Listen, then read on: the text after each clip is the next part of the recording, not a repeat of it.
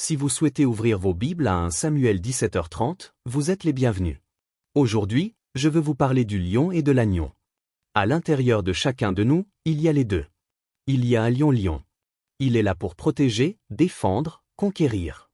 Le lion est courageux et agressif, et il nous aide à accomplir nos rêves. Il y a aussi un agneau-mouton en nous.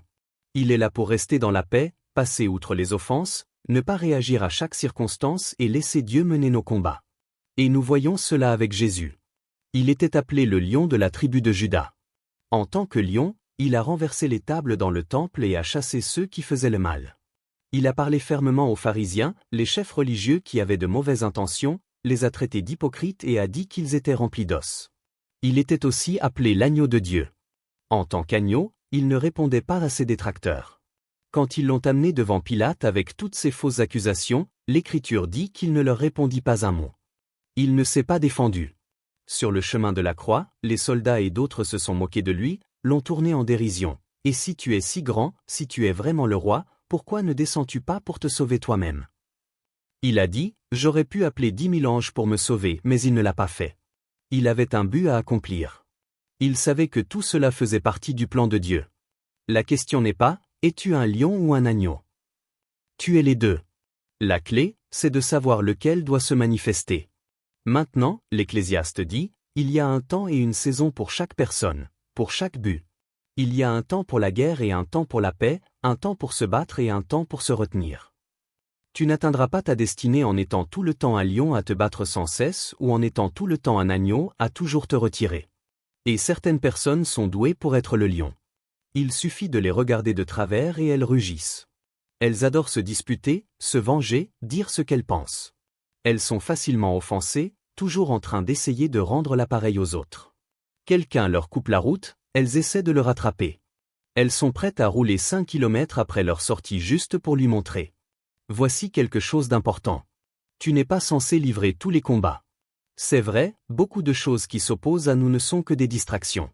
C'est l'ennemi qui essaie de gaspiller ton temps, ton énergie, tes émotions en t'impliquant dans des conflits qui n'ont pas d'importance. Quand quelqu'un nous fait du tort et dit des choses blessantes, ce lion en nous ressort naturellement. Laisse-moi aller travailler, je suis prêt à rugir. Tu dois te demander, si tu gagnes ce combat, qu'est-ce que ça va accomplir? Est-ce que c'est entre toi et ton destin? Est-ce que ça va te faire avancer ou est-ce que ça va juste nourrir ton ego et te faire te sentir bien parce que tu leur as prouvé qui tu es? C'est une distraction. Ton temps est trop précieux, ta mission trop importante pour te laisser distraire à livrer des combats qui n'en valent pas la peine. Tu n'es pas seulement un lion, il y a un agneau en toi, et l'agneau reste en paix.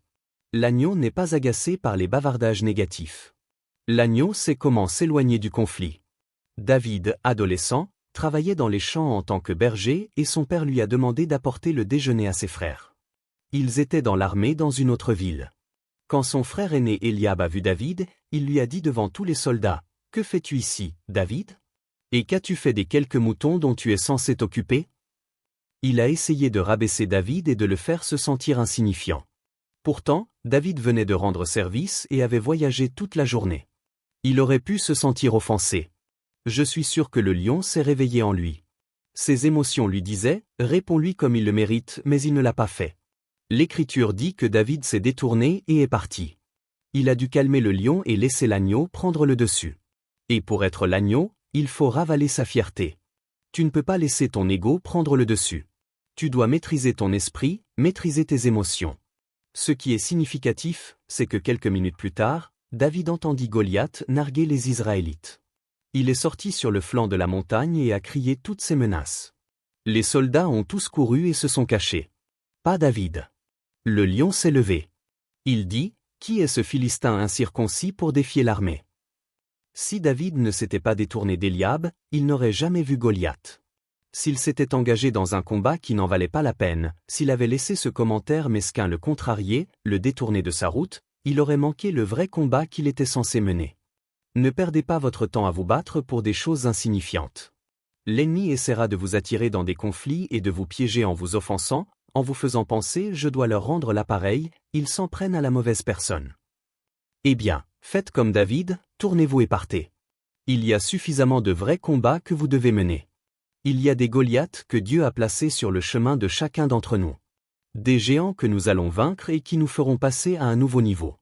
Mais si vous vous battez pour des choses insignifiantes, vous n'atteindrez jamais Goliath. La plupart du temps, nous devons vivre comme l'agneau. Ignorez les commentaires négatifs, passez outre les offenses. Pardonnez au conducteur qui vous a coupé la route. Vous ne le reverrez jamais. Pourquoi laissez-vous cela gâcher votre journée? Je me suis dit, je vais te laisser ma place de parking, mais je ne vais pas te donner ma paix. Je vais rester calme. Je vais passer outre. La vie est trop courte pour laisser de petites choses nous contrarier. Si tu réussis ces petites épreuves, le parking, le voisin qui t'offense, le collègue qui t'exclut, alors tu arriveras à tes Goliaths. Les combats qui comptent vraiment, ceux où Dieu te donnera la force de faire tomber un géant. Amen. Pour accéder à un nouveau niveau de ta destinée. Tu ne peux pas échapper à tous les moucherons. Certaines périodes sont pires que d'autres, mais elles ne doivent pas gâcher ta journée. Quand tu sais comment gérer cela et que c'est l'agneau qui sort, pas le lion, et que tu ignores la situation, tu passes au-dessus et tu laisses Dieu mener ses combats. L'erreur que nous pouvons commettre, c'est de laisser le lion sortir pour des choses insignifiantes, des choses qui n'ont pas d'impact sur votre but. Ce sont des contrariétés, des retards, des offenses. Vous ne pouvez pas vous débarrasser de tout cela. Jésus a dit, arrêtez de vous laisser troubler. Ne passez pas les 20 prochaines années à vous laisser frustrer par les mêmes choses. Le même collègue qui vous tape sur les nerfs, le même embouteillage qui vous stresse. Changez d'approche. Il y a un agneau en vous. Si vous gérez cela de la bonne manière, vous pouvez rester en paix. David est finalement allé au palais pour travailler pour le roi Saül. Il était son porteur d'armes et il jouait aussi de la harpe pour Saül quand celui-ci était déprimé. Et un jour, alors qu'il jouait, Saül lança une lance et tenta de tuer David. Lui aussi était jaloux. Tout le monde connaissait ce jeune homme qui avait vaincu Goliath. Chaque fois que Dieu commence à t'élever, tu dois passer l'épreuve de gérer les personnes jalouses. Tout le monde ne va pas te célébrer. Certains vont te critiquer, essayer de te rabaisser, de te discréditer. Est-ce le moment de laisser le lion sortir et argumenter, prouver, essayer de le rembourser? Ce n'est pas le moment pour le lion, c'est le temps de l'agneau. Restez sur la bonne voie. Ne tenez pas compte de l'offense.